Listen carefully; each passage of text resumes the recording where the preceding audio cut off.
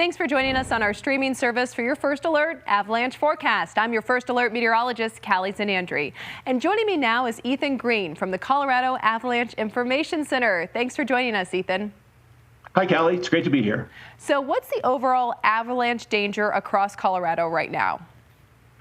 Well, right now it's generally moderate, level 2 out of 5, but that's going to be changing over the next few days as we get into the weekend, because we're going to see some really, really warm temperatures. You thought this winter was warm. Unfortunately, I don't think any of us has seen anything yet. It's going to be a scorcher this weekend. And as you mentioned, temperatures are quickly warming up. How does that increase the risk for loose, wet avalanches? Well, it causes meltwater to run into the snowpack, and that leads to those loose, wet avalanches.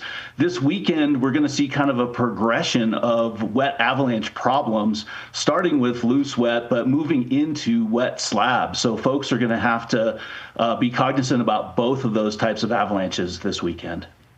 Now, what are some signs that snow is becoming too warm and unstable during the day? Well, the main thing you want to look for are wet, loose avalanches. So if you start seeing those, point release avalanches starting around some rocky outcroppings, getting wider as they run down the hill, that's your clue that things are starting to get unstable, and they're likely going to get worse. The other thing you can look at is just how much you're sinking into the snowpack. Is the snowpack wet?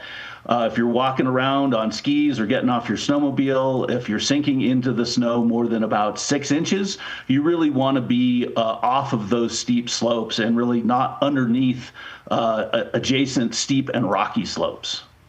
Now, you often say timing is everything this time of the year. Why is it so important to start early and get off steep slopes before the afternoon heat? It really is just because of that progression of the heat. We're going to see warmer temperatures throughout the day, just like you're used to. It's colder in the mornings, it's warmer in the afternoons. This weekend, though, because it's going to be so warm, those low temperatures are not going to give us the reset that they often do later in the spring when we talk about starting early and ending early. So what you want to be doing this weekend is doing that, but also paying attention to the signs as they're changing around you. And checking the forecast, because we're going to be highlighting the dangerous elevation and aspects. We're mostly worried about east and west aspects that are near and below tree line. But depending on how warm it gets, we could see those problems creeping up higher in elevation and maybe even moving around to the north side of the compass. Now, for people trying to make smart decisions in the backcountry, what kinds of terrain choices should they be thinking about? Well, avoiding avalanche terrain is always a reasonable approach. I don't know if that's necessarily what you need to be doing this weekend, really playing the aspect game. So paying attention to what has good turning conditions. Some of those southerly facing slopes up high might be good choices.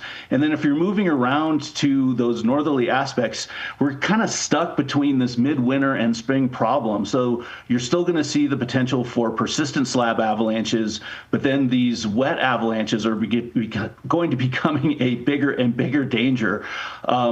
So really avoiding those steep rocky areas and staying off slopes where you're starting to see that really wet, mushy snow. Now, Ethan, as you mentioned, the danger could increase into the weekend as we see that heat really ramp up. What changes are you expecting in the snowpack?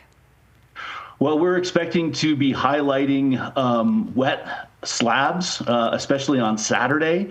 The central mountains are probably going to be sort of the unfortunate Goldilocks zone. Things are happening a little bit quicker in the southern mountains. They may not quite get there in parts of the northern mountains. The central mountains are a very big concern. So increasing chance of wet slabs, and also those aspects are going to be changing a little bit. We're going to see more on those tail ends, east and west aspects, and we could see things creeping up into the above tree line zone. Now, Ethan, you've been with the Colorado Avalanche Association for a long time. Have you ever seen conditions like this in March?